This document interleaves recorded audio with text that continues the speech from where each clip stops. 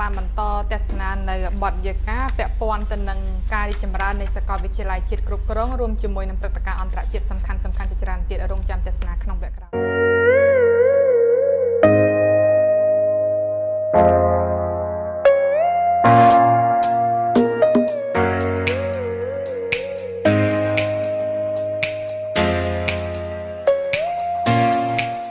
ក្រោយពីកម្ពុជាងើបខ្លួនរួចចេញពីរបបខ្មែរក្រហមអស់រយៈពេលជិត40ឆ្នាំមកនេះប្រទេសនេះបានធ្វើដំណើរឆ្លងកាត់ជួរភ្លៀងជាច្រើន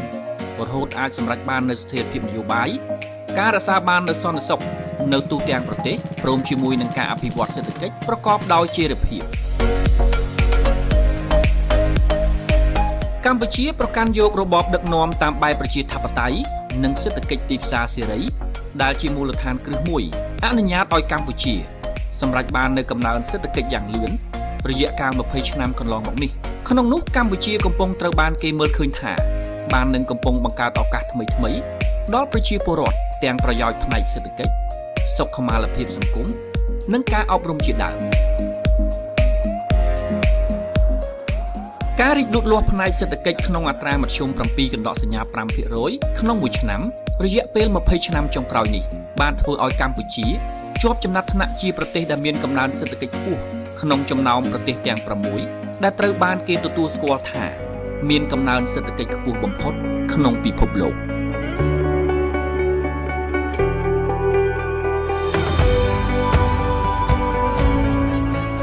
កំណើនចំនួនយុវជនដែលកើតចន្លោះទសវត្សរ៍ឆ្នាំ 1980 ដល់ទសវត្សរ៍ឆ្នាំ 2000 ដែលតំណាងដល់ទៅ 65% នៃចំនួនប្រជាពលរដ្ឋកម្ពុជាសរុបកំពុងតែធ្វើឲ្យមានការប្រែប្រួលយ៉ាងខ្លាំងទៅលើវិស័យអប់រំនៅប្រទេសកម្ពុជាបន្ទាប់ពីធ្លាក់ចុះដល់កម្រិត0នៅអំឡុងរបបខ្មែរក្រហមវិស័យអប់រំនៅប្រទេសកម្ពុជាត្រូវបានពង្រឹងនិងពង្រីកវិសាលភាពរបស់ខ្លួនជាបន្តបន្ទាប់ជាពិសេសក្នុងរយៈពេលជាមួយទសវត្សរ៍ចុងក្រោយវិស័យនេះបានបង្ហាញពីការរីកចម្រើនយ៉ាងលឿនទាំងបរិមាណនិងគុណភាពដោយកើតមានព្រមគ្នាទាំងគ្រឹះស្ថានអប់រំរបស់រដ្ឋនិងឯកជនសាកលវិទ្យាល័យជាតិគ្រប់គ្រងគឺជាសាកលវិទ្យាល័យផ្នែកពាណិជ្ជកម្មរបស់រដ្ឋមួយកំពុងវិវត្តខ្លួនយ៉ាងលឿននិងនាំមុខលើការបណ្ដុះបណ្ដាលជំនាញផ្នែកពាណិជ្ជកម្មនិងធុរកិច្ចនៅប្រទេសកម្ពុជាដោយបានបង្កើតឡើងដំបូងនៅឆ្នាំ 1983 គ្រឹះស្ថានឧត្តមសិក្សាមួយនេះបានពង្រីកវិសាលភាពកាន់តែទូលំទូលាយទាំងទៅលើកម្មវិធីសិក្សាគុណភាពអប់រំកិច្ចការស្រាវជ្រាវនិងកិច្ចសហប្រតិបត្តិការជាលក្ខណៈតំបន់និងពិភពលោកដោយទទួលស្គាល់ពីសាកលវិទ្យាល័យល្បីៗនៅសហរដ្ឋអាមេរិកអឺរ៉ុបនិងនៅអាស៊ីជាដើមលោកបណ្ឌិតលីសុកហេងសាកលវិទ្យាធិការរងសាកលវិទ្យាល័យជាតិគ្រប់គ្រងបានលើកឡើងថាសាកលវិទ្យាល័យជាតិគ្រប់គ្រងគឺជាសាកលវិទ្យាល័យតែមួយគត់នៅកម្ពុជាបានក្លាយជាសមាជិកសាកលវិទ្យាល័យពាណិជ្ជកម្មពិភពលោក Global Business School Network ដែលមានសាកលវិទ្យាល័យល្បីៗចំនួនជាង100នៅប្រទេសចំនួន80ទូទាំងពិភពលោកជាសមាជិកសាកលវិទ្យាល័យជាតិគ្រប់គ្រងមានកិច្ចសហប្រតិបត្តិការអន្តរជាតិឧទាហរណ៍ដូចជាជាមួយនឹងបណ្ដាប្រទេសនៅអឺរ៉ុបដោយសារយើងមានគម្រោង research ធ្វើការស្រាវជ្រាវរួមគ្នារវាងសាកលវិទ្យាល័យមួយចំនួននៅអឺរ៉ុបនិងសាកលវិទ្យាល័យនៅកម្ពុជាហើយសាកលវិទ្យាល័យនៅកម្ពុជាមានសាកលវិទ្យាល័យជាតិគ្រប់គ្រងកិច្ចសហប្រតិបត្តិការនោះយើងមានប្រទេសបារាំងមានអេស្ប៉ាញនិងប្រទេសដាណឺម៉ាកយើងមានគម្រោង2គម្រោងមួយគឺពាក់ព័ន្ធនឹងការបណ្ដុះបណ្ដាលថ្នាក់បណ្ឌិតគឺឈ្មោះគម្រោងគេហៅដុកសាយហើយនឹងយើងមានគម្រោងមួយទៀតគឺការពារបរិស្ថានធនធានធម្មជាតិហើយយើងក៏មានគម្រោងជាមួយនឹងប្រទេសអង់គ្លេសពាក់ព័ន្ធជាមួយនឹង lab នៅខាងក្រោយនេះដែលបានទទួលជំនួយពីអឺរ៉ុបដូចគ្នាដែលបានជួយមកដល់កម្ពុជាយើងក្រៅពីនោះយើងក៏មានកិច្ចសហប្រតិបត្តិការជាមួយនឹងអាមេរិកដោយសារយើងជាសមាជិកមួយនៅក្នុង Global Business Network នៅសហរដ្ឋអាមេរិកហើយក្រៅពីនោះក៏យើងមានកិច្ចសហប្រតិបត្តិការជាមួយបណ្ដាប្រទេសនៅអាស៊ីដូចជាប្រទេសជប៉ុនប្រទេសថៃ និងបណ្ដាប្រទេសផ្សេងទៀតនៅក្បែរៗយើងបាទ ការអនុវត្តផែនការយុទ្ធសាស្ត្រផ្នែកអប់រំឆ្នាំ 2014-2018 សាកលវិទ្យាល័យជាតិគ្រប់គ្រងនឹងឈានមុខខ្ពស់បំផុតកម្រិតអន្តរជាតិតាមរយៈការអភិវឌ្ឍស្តង់ដារកម្មវិធីផ្លាស់ប្តូរការសិក្សា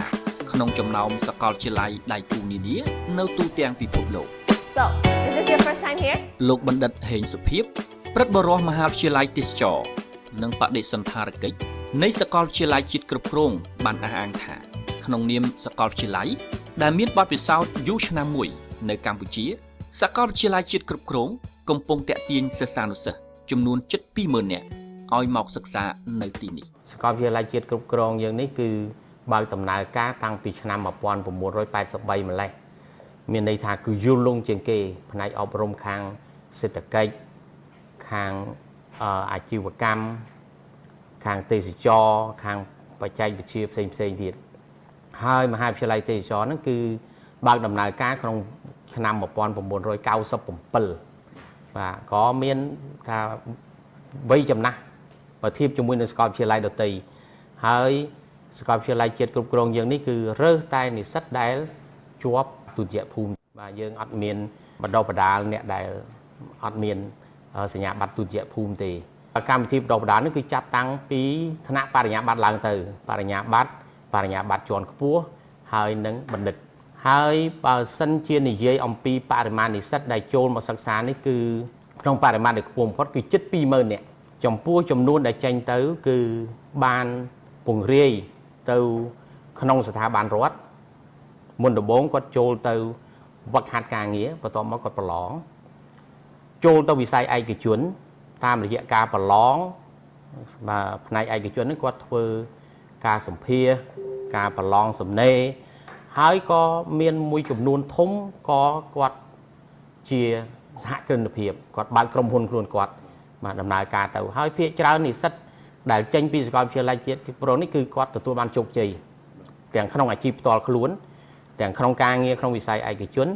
ទាំងក្នុងរដ្ឋ ក្រៅពីនេះបន្ទាប់ពីបើកដំណើរការកម្មវិធីផ្លាស់ប្ដូរការសិក្សាឬកម្មវិធី Exchange Program រយៈពេល 5 ឆ្នាំកន្លងមកនោះមាននិស្សិតកម្ពុជាច្រើនឡើងដែលសិក្សានៅសាកលវិទ្យាល័យជាតិគ្រប់គ្រងទទួលបានឱកាសទៅសិក្សានៅបណ្ដាប្រទេសមួយចំនួនដូចជានៅសហគមន៍អឺរ៉ុបតំបន់អាស៊ី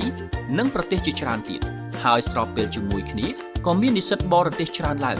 មកសិក្សានៅសាកលវិទ្យាល័យជាតិគ្រប់គ្រងផងដែរតាមរយៈកម្មវិធីផ្លាស់ប្ដូរការសិក្សាឬកម្មវិធី Exchange Program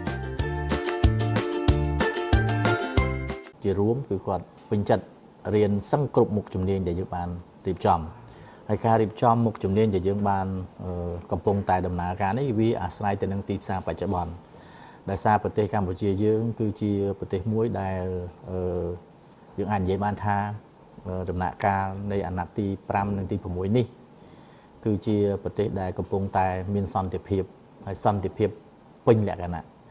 ដូច្នេះតម្រូវការទីផ្សារការងារក៏កាន់តែសម្បូរបែបហើយជំនាញដែលយើងបានបង្កើតគឺជាជំនាញដែលកំពុងឆ្លើយតបជាក់ស្ដែងគឺទីផ្សារការងារកំពុងឆ្លើយតបច្រើនមែនទែនហើយនឹងមានការប្រកួតប្រជែងខ្លាំងជាមួយនឹងបរទេសជាទូទៅគឺទីផ្សារធនាគារនិងទីផ្សារគណនេយ្យជារួមគឺ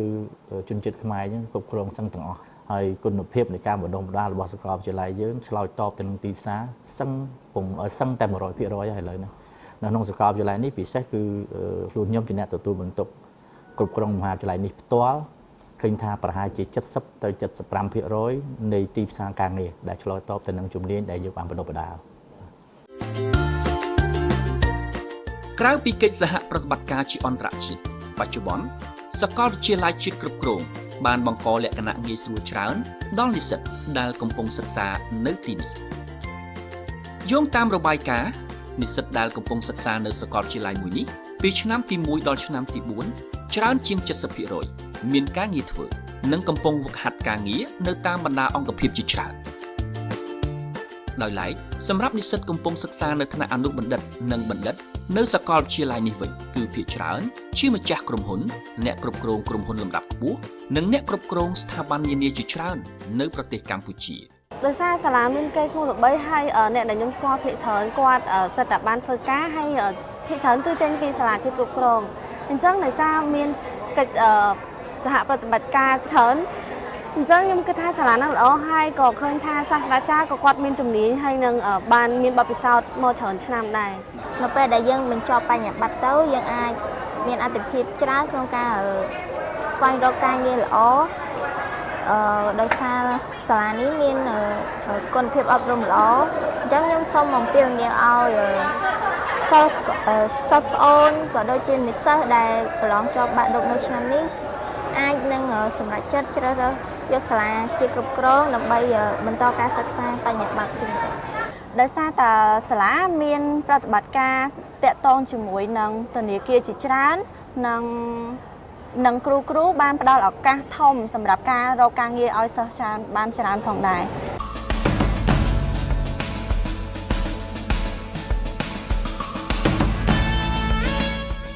ស្របគ្នានឹងការពង្រឹងគុណភាពអប់រំការស្រាវជ្រាវជាផ្នែកមួយសំខាន់ដែលសាកលវិទ្យាល័យជាតិគ្រប់គ្រងកំពុងតែធ្វើនាពេលនេះដើម្បីអាចឈានដល់កម្រិតស្តង់ដារដោយសាកលវិទ្យាល័យល្បីៗនៅលើពិភពលោកនេះជារបបថ្មីមួយរបស់សាកលវិទ្យាល័យជាតិគ្រប់គ្រងក្នុងការជំរុញការស្រាវជ្រាវដើម្បីបម្រើឲ្យវិស័យឯកជននិងចូលរួមជាធាតុចូលដល់គោលនយោបាយអភិវឌ្ឍន៍នៅប្រទេសកម្ពុជាបច្ចុប្បន្ននេះសាកលវិទ្យាល័យជាតិគ្រប់គ្រងមាននិស្សិតកំពុងសិក្សាប្រមាណជិត 20,000 នាក់ក្នុងនោះបើគិតពីឆ្នាំ1983មកនិស្សិតដដែលបានរៀនជាប់នៅសាកលវិទ្យាល័យនេះមានចំនួនដល់ទៅជាង 40,000 នាក់រួចជាស្រេចទៅហើយដែលនេះបង្ហាញឲ្យឃើញពីការរីកចម្រើនជាបន្តបន្ទាប់របស់សាកលវិទ្យាល័យមួយនេះ I have actually worked here at National University of Management for about 25 years. ខ្ញុំបម្រើការនៅទីនេះអស់រយៈពេលប្រមាណ25ឆ្នាំមកហើយខ្ញុំសង្កេតឃើញថានិស្សិតដែលបានសិក្សានៅទីនេះគឺតែងតែបង្ហាញនូវការពេញចិត្តខ្លាំងពួកគេពេញចិត្តនឹងគុណភាពសិក្សានៅទីនេះនិស្សិតដែលរៀនជំនាញមុខវិជ្ជាពាណិជ្ជកម្មអន្តរជាតិមួយចំនួនគឺទទួលបានឱកាសទៅសិក្សានៅបរទេសនៅតំបន់អឺរ៉ុបសហរដ្ឋអាមេរិកនិងសាលាល្បីៗនៅតំបន់អាស៊ីហើយសាកលវិទ្យាល័យជាតិគ្រប់គ្រងក៏បានទទួលនិស្សិតបរទេសមកសិក្សាតាមរយៈកម្មវិធីផ្លាស់ប្ដូរការសិក្សាផងដែរក្រៅពីនេះនិស្សិតដែលសិក្សានៅទីនេះគឺទទួលបានឱកាសការងារល្អៗជាមួយនឹងស្ថាប័នធំៗបន្ទាប់ពីពួកគេបញ្ចប់ការសិក្សាដែលទទួលបានកម្រិតប្រាក់ខែខ្ពស់ទៀតផងខ្ញុំអាចនិយាយបានថាការអប់រំនៅទីនេះគឺមានកម្រិតប្រកួតប្រជែងជាមួយនឹងសាកលវិទ្យាល័យផ្សេងៗទៀតក្នុងតំបន់ពាក់ព័ន្ធទៅនឹងកម្មវិធីសិក្សាការប្រើប្រាស់បច្ចេកវិទ្យាសម្រាប់បង្រៀនសិស្សយើងអាចប្រៀបធៀបគ្នាបានដូចជាយើងមានបណ្ណាល័យនិងបន្ទប់ពិសោធន៍លក្ខណៈទំនើបនិងការប្រើប្រាស់ឧបករណ៍សម្រាប់បង្រៀនទំនើបដោតទៅលើការអនុវត្តជាក់ស្ដែងរបស់សិស្ស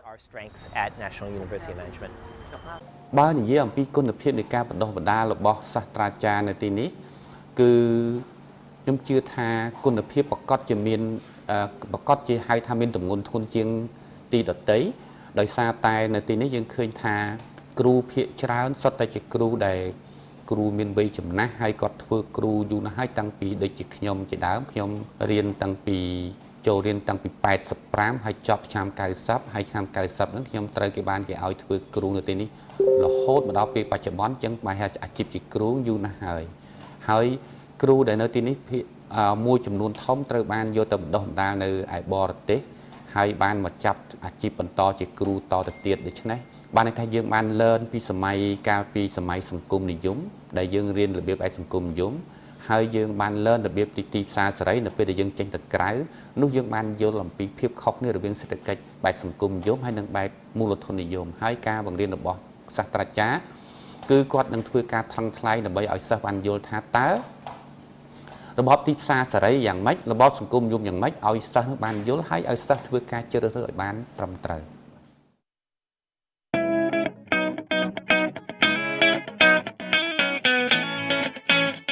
នៅប្រទេសកម្ពុជាមានសាកលវិទ្យាល័យជាច្រើនទាំងសាកលវិទ្យាល័យរដ្ឋនិងឯកជនកំពុងមានការប្រកួតប្រជែងខ្លាំងហើយការប្រកួតប្រជែងទាំងនេះគេសង្កេតឃើញមានស្ថាប័នឧត្តមសិក្សាមួយចំនួនកំពុងទទួលបានការគាំទ្រច្រើនពីសិស្សនិស្សិតនៅកម្ពុជា ក្នុងនោះក៏មានសាកលវិទ្យាល័យជាតិគ្រប់គ្រងផងដែរដែលកំពុងតែនាំមុខលើជំនាញផ្នែកកិច្ចការធុរកិច្ចនិងពាណិជ្ជកម្ម នាងខ្ញុំជាប់ធ្លាប់បានទៅ exchange program នៅឥណ្ឌាដែលអង្ការហ្នឹងគឺនាងខ្ញុំទទួលបានបទពិសោធន៍ច្រើនតាក់ទងជាមួយនឹងវប្បធម៌របស់ឥណ្ឌាតាក់ទងជាមួយនឹងការអប់រំរបស់ឥណ្ឌាផ្ទាល់ហើយក៏ដូចជាវិស័យពាណិជ្ជកម្មនៅក្នុងប្រទេសឥណ្ឌាបើសិនជាយើងទៅក្រៅ expose ខ្លួនឯងហើយខ្ញុំជឿជាក់ថាយើងនឹងទទួលបានចំណេះដឹងលើសពីហ្នឹងហើយយើងនិយាយទៅគឺយើងឃើញបរិយាកាសផ្សេងៗយើងទទួលបានចំណេះដឹងច្រើនមែនទែនចំណេះដឹងដែលលក្ខណៈថាយើងរៀនជាអន្តរជាតិយើងរៀនជាមួយគ្រូបរទេសយើងប្រើភាសាអង់គ្លេសដើម្បីតំណងអញ្ចឹងវាគឺសំខាន់មែនទែន គុណភាពនៃសាកលវិទ្យាល័យជាតិគ្រប់គ្រងខ្ញុំគិតថាវាល្អដោយសារតែវាជាសាលារដ្ឋប៉ុន្តែគុណភាពគឺល្អដោយសារតែគាត់មានគ្រូបរទេសមានការជា sharing session មានជា workshop សិក្ខាសាលាដែលឲ្យយើងចូលរួមជាពិសេសមាន exchange មាន scholarship ដែលធ្វើឲ្យយើងមិនត្រឹមតែរៀននៅក្នុងថ្នាក់លក្ខណៈថាជាទ្រឹស្ដីទេប៉ុន្តែយើងអាចទៅ practice ហើយយើងអាចទៅមើលក្រុមហ៊ុនផ្សេងៗដូចជាកន្លងមកនេះខ្ញុំក៏ទៅបញ្ចប់ study tour ទៅថៃដែរដែលយើងទៅដើរមើលក្រុមហ៊ុនថាក្រុមហ៊ុនគេធ្វើមិន operation ក្រុមហ៊ុនហ្នឹងយ៉ាងម៉េចដែរអញ្ចឹងវាជាឱកាសមួយដែលខ្ញុំគិតថានំជាតិគ្រប់គ្រងអាចផ្ដល់ឲ្យសិស្សបានល្អជាងសាលាដទៃ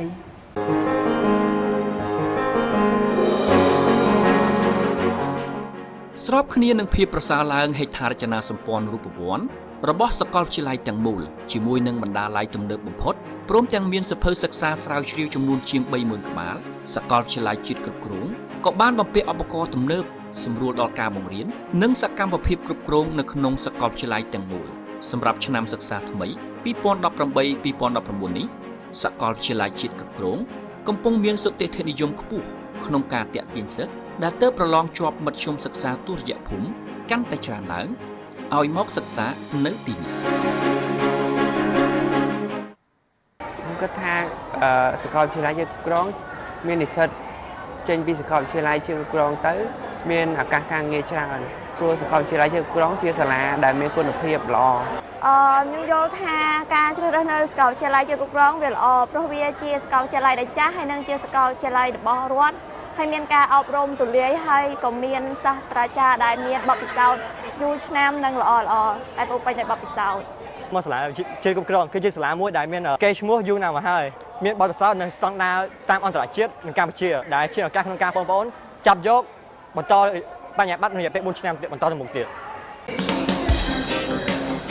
ជារួមមានចំណុចសំខាន់មួយចំនួនដែលធ្វើឲ្យសាកលវិទ្យាល័យមួយនេះមានភាពលេចធ្លោនៅប្រទេសកម្ពុជា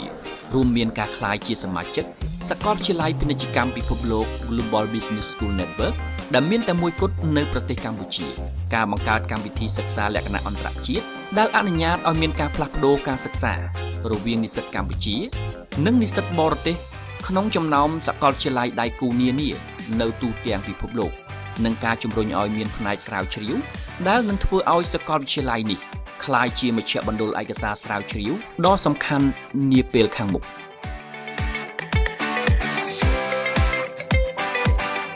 ការរួមចំណែកអភិវឌ្ឍធនធានមនុស្សដ៏សម្បូរបែបនៅកម្ពុជារបស់សាកលវិទ្យាល័យជាតិគ្រប់គ្រងគឺជានិមិត្តរូបនៃការរីកចម្រើនចំណេះដឹង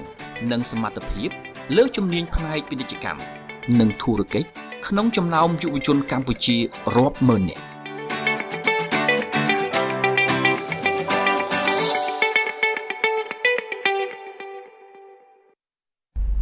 បាទអរគុណលោកឈិនី